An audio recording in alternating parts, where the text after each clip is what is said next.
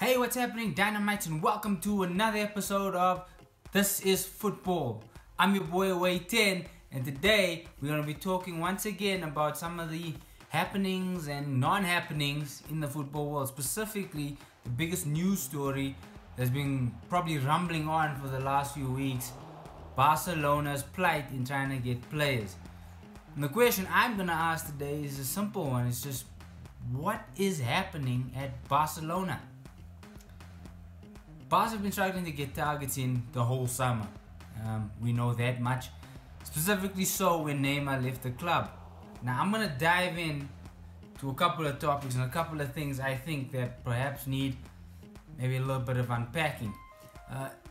The first one is going to be going back to my previous questions. Why did Neymar leave? And lots been thrown out that, you know, he wanted a new challenge and money wasn't a factor. And maybe those are correct, but is it possible that Neymar left the club because there's a problem up top? Is there a problem with the board?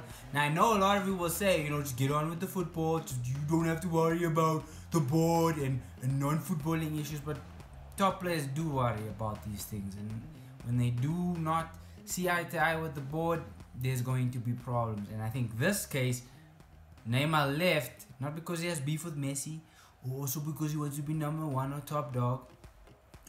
I think we can start to speculate that maybe Neymar left because he's got issues with the board, and he has said as much today or yesterday when he basically slammed them and said, in a nutshell, that board should not be running Barcelona.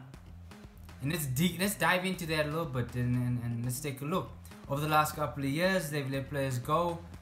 Dani Alves didn't want to sign an extension, and again you have to ask, why hasn't he?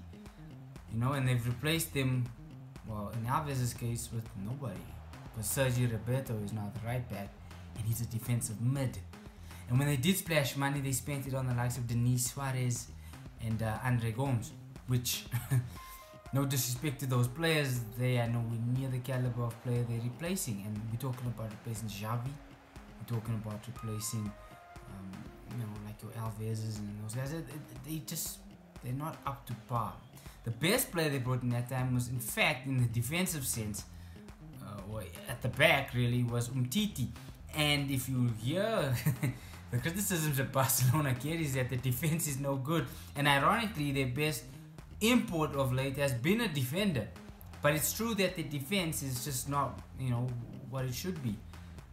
And then we come to the next problem is, although they say that Messi's agreed to sign, or he's agreed his new contract, which I firmly believe he has, why has he not signed it? And you cannot tell me, like they've been saying, that they've been waiting for the right moment. It should have been in July before the season started, or at least this week, and they didn't do that. So something is happening at Barcelona. And again, like I said, I'm not a Barcelona fan. This is coming from a Liverpool supporter who's been subject to a lot of what's going on. And you find the same for Dortmund supporters with Dembele. And I'm going to get to those two instances in a minute. Just quickly on, there are obviously issues with the Barca board. They either don't know what they're doing or they're arrogant. And I don't think they don't know what they're doing. I believe that they're arrogant. I'm not going to say Liverpool have been saints in this transfer window. We know the Van Dijk situation and the Keita situation. But Barcelona have been absolutely blatant in what they've been doing. Unsettling players, so arrogant as to book their unveilings before they've been signed, literally just showing up at the doorstep or in the Catalan press claiming that a deal will be done in a matter of hours. And the latest one, brings me now back to Coutinho, is how the heck, number one, are you going to give a bid like they gave? And number two, have the absolute gall to say, you got until today to accept our bid, or we are going to remove ourselves from the equation. By all means, Rojo, take your money and get out of here, because Liverpool did not ask for your bid. They really didn't. They didn't ask for all this junk. You cannot have the audacity to tell them when they need to accept your bid when they didn't ask. I mean, I can actually picture when the email gets received, and if you the Liverpool CEO, you know, you like, these clowns just put another bid in?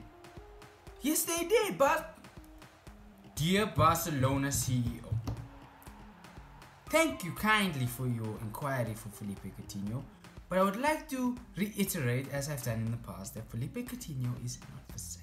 I kindly ask you to refrain from any further contact for both Liverpool Football Club and Coutinho in the future. Kind regards, Liverpool CEO. And that's about as nice as he said. If it was me, I'd be like, hey, get out of here, okay? Because we don't want your money. We said we don't want your money.